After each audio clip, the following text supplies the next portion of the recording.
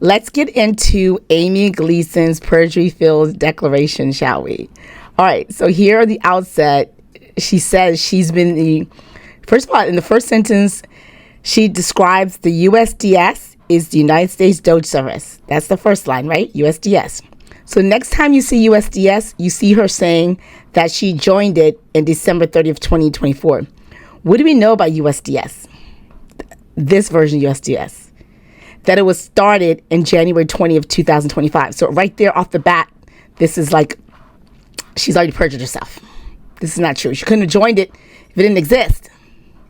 All right.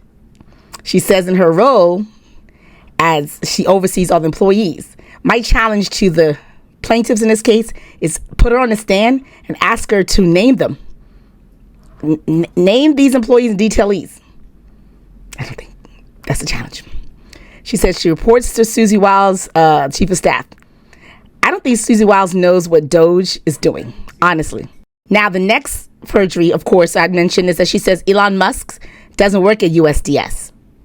And we all know that's not true. He was on the Oval Office with Donald Trump saying that he worked at USDS. He had an interview with Sean Hannity about being the head of USDS. And he actually had Donald Trump doing a meeting to Congress say that Elon Musk is the head of USDS this year, the Doge service. So then she mentions the fact that Doge service started 2020. So in the same page that she said she started working there on the 30th, here we go, conflict off the bat. And here's where it gets funny. She's trying to say that USDS is a permanent entity, but US Doge service is temporary, and the USDS order, which is Trump's order from January 20th, said that the administrator heads both the USDS and the USDS Doge service. Confusing. I think that's on purpose, but it's really conflicting. They're the same damn thing. No matter how much you try to say it's two different things, it's the same thing. Now, the thing about it, the U.S. Digital Service is something that was under the Obama administration, existed briefly or to a small capacity during the Biden administration to help with like technical details. And here's where you get them lying some more. Because here it says that the purpose of the USDS is to modernize the federal technology. That was the purpose of the initial USDS, right? And it's collection and synchronization, software modernization initiative. And then she says it talks about the Doge agenda. The Doge agenda, this stuff and everything that comes after it, all this here, has nothing to do with modernization. This stuff here exceeds presidential authority. So the Doge, the entity that was created for the purposes of modernizing technology and software, is also tasked with doing things that exceeds the executive authority, which does not make sense. Like, how can you make the agenda for a tech organization to do something that you don't have authority to do? So it's all just unlawful, right? Finally, you get to the part here where she says that the Doge team members report to the agency heads, not to her.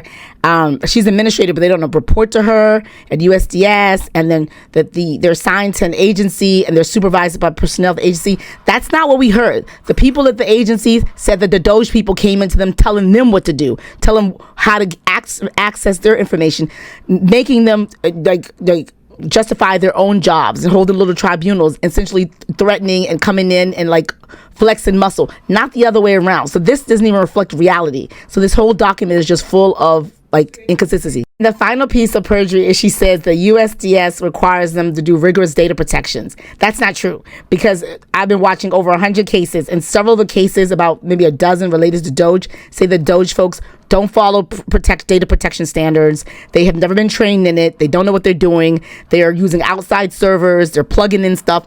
They're not doing any of this. So this whole data protection and records management is a complete lie. And it contradicts something within the same statement, because look at the last line. The last page, she says they didn't hire any document processors or reviewers to do FOIA regulations. So if they're keeping documents and data pursuant to court orders, wouldn't it mean that they also have this stuff related to FOIA? Like, wouldn't they have that access? It seems like they're one and the same. Anyway, she did this under perjury, under penalty of perjury. So the whole document is just chock full of lies, not just the claim that Elon Musk is not the head of Doge. But I wanted to get in it further. It's just a lie after lie. They threw her under the bus. So we'll see what happens. We'll keep up.